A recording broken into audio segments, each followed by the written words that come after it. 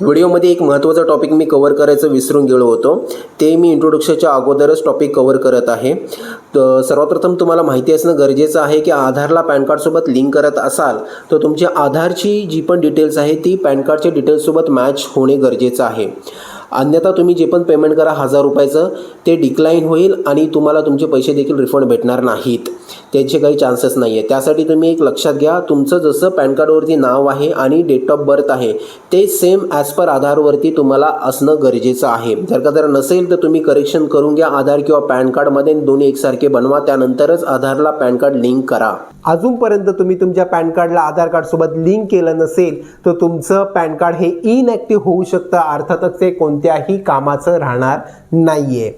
त्याचबरोबर तुम्ही तुमच्या अकाउंटमधून एकही रुपया काढू शकणार नाही जर तुमचं आधार कार्ड पॅन कार्डसोबत लिंक झालं नाही काही दिवसांमध्ये. तर आता सध्या आधारला पॅन कार्ड लिंक करण्याची फीस जी आहे ती आहे 1000 रुपये. तेच जर तुम्ही अजून काही वेळ थांबलात तर तीच फीस 1000हून अधिक वाढू शकते. म्हणून ही व्हिडिओ तुमच्यासाठी खूप महत्त्वाची आहे. जर तुम्ही आधारशी पॅन कार्ड लिंक केलं नसेल तर आज या व्हिडिओच्या माध्यमातून मात्र 2 मिनिटांमध्ये मी तुम्हाला सांगणार आहे आधारला पॅन कार्डसोबत कसं लिंक केलं जातं.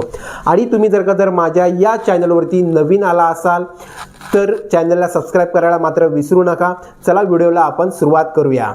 सर्वात प्रथम तुम्हाला तुमच्या मोबाईलमध्ये गुगल क्रोम ओपन करायचं आहे किंवा गुगलवरती जायचं आहे आणि टाईप करायचं आहे तुम्हाला इन्कम टॅक्स. ते तुम्हाला डायरेक्टली इन्कम टॅक्सच्या वेबसाईटवरती घेऊन जाईल. पाहू शकता जे पहिलीवालं जे ऑप्शन आहे ते इन्कम टॅक्स, त्याला सिलेक्ट करायचं आहे. असं इंटरफेस ओपन झाल्याच्यानंतर एकदम शेवटी यायचं आहे, या अजून खाली आल्यानंतर मग लिंक आधार जे आहे ऑप्शन त्याला सिलेक्ट करायचं आहे. इथे सिलेक्ट केल्यानंतर मग तुम्हाला तुमचं आधार कार्ड आणि पॅन कार्ड रेडी ठेवायचं आहे. इथे पाहू शकता पॅन नंबर तुम्हाला टाकायचा आहे. जे पण तुमचा पॅन कार्ड नंबर असेल ते तुम्हाला इथे टाकून द्यायचं आहे. अशा पद्धतीने पॅन कार्ड नंबर मी टाकला आहे आणि त्याच्याच खाली आधार नंबर आहे, जे तुमचं 12 अंकी नंबर असतं आधारचं, ते तुम्हाला नंबर टाकून द्यायचं आहे. हे 12 अंकी नंबर टाकल्यानंतर मग खाली यायचं आणि व्हॅलिडेट या ऑप्शनवरती क्लिक करून घ्यायचं आहे. Continue to pay through e pay tax, अर्थातच आपला आधार हा पॅन कार्डशी लिंक नाही म्हणून आपल्याला पेमेंट करायचं ऑप्शन येत आहे. लिंक असतं तर ऑप्शन नसतं आला, तिथे लिहून आलं असतं your pan card already linked. ठीक आहे, आता इथे पॅन कार्ड नंबर तुमचं टाकायचं आहे. त्याच खाली सेम वरती जे टाकलात पॅन नंबर तेच तुम्हाला तुमचा पॅन नंबर इथे टाकायचा आहे. आणि खाली येऊन तुम्हाला तुमचा मोबाईल नंबर टाकायचा आहे. कुठलाही मोबाईल नंबर टाकला तरी पण चालेल, फक्त OTP इथे तुम्हाला व्हेरीफाय करायचं आहे. ठीक आहे, आता इथे तुम्हाला OTP येईल, जो पण नंबरवरती तुम्ही OTP पाठवला आहे तेच OTP इथे टाकल्यानंतर मग खाली यायचं आणि कंटिन्यू या बटनावरती क्लिक करून घ्यायचं आहे. चला, OTP व्हेरीफाय झालेला आहे.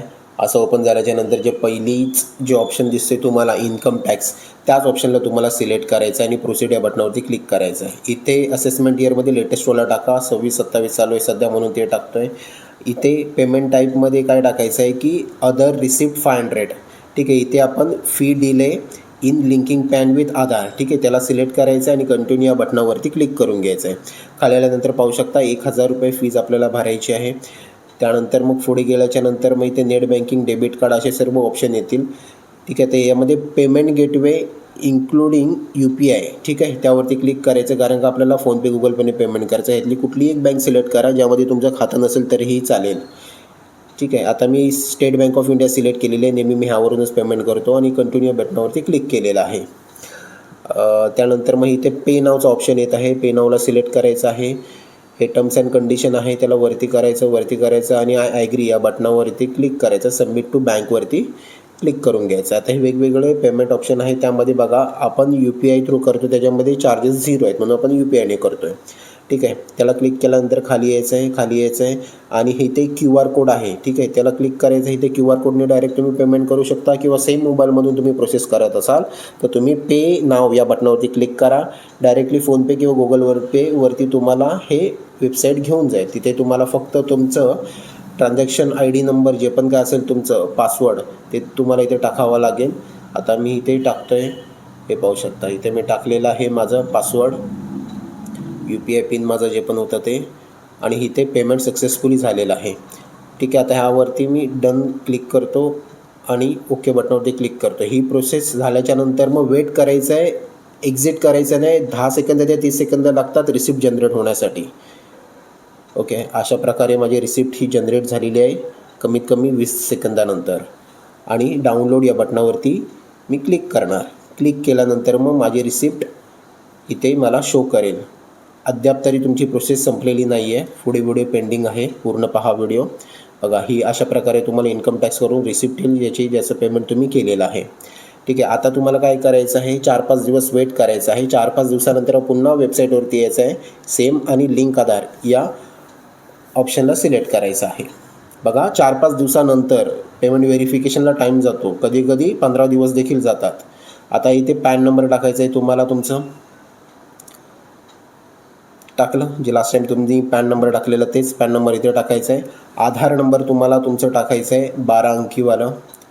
इथे टाकून घेतल्यानंतर व्हॅलिडेट या बटनावरती क्लिक करायचं आहे. Your payment details are verified. ठीक आहे, आपलं पेमेंट डिटेल्स व्हेरीफाईड झालेलं आहे. कितीचं पेमेंट आहे, काय आहे नंबर त्याचं, कधी केलेलं ते सर्व डिटेल दिसेल. इथे कंटिन्यू बटनावरती क्लिक करायचं आहे. पुन्हा इथे नेम ॲज पर आधार, जसं आधारवरती नेम आहे तसंच टाका, काहीही चुका करू नका.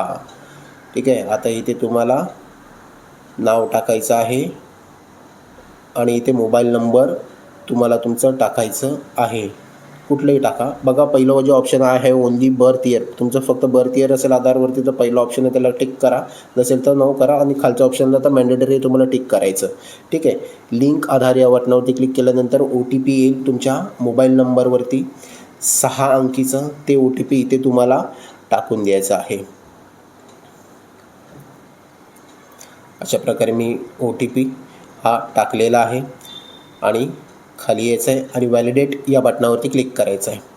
ही प्रोसेस झाल्याच्यानंतर मग पाहू शकता हे 48 तासामध्ये तुमचं आधार कार्ड हे पॅन कार्डसोबत लिंक होणार आहे. त्यानंतरच तुम्ही तुमचे बँकेचे जे पण ट्रान्झॅक्शन थांबले असतील ते तुम्ही पूर्ण करू शकता.